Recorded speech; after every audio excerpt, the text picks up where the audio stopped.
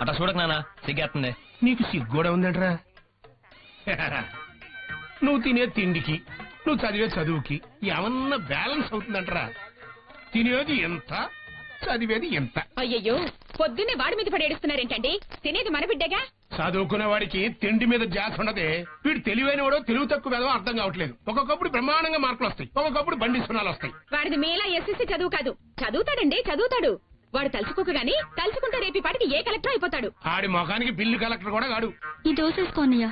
ఆ వేసుకుని బాగా తిని పెట్టన్నయ్యా. తల్లి కూతురు ఇద్దరు కలిసి పందెపు కొడుకుని మేపినట్టు మేపుతున్నారు. రేయ్, నీ బదులు దొడ్డో గేదెని మేపుకుంటే రోజుకు 4 లీటర్ల పాలు ఇచ్చేదిరా. చిచ్చి, చదువు సంధ్యలు లేవు.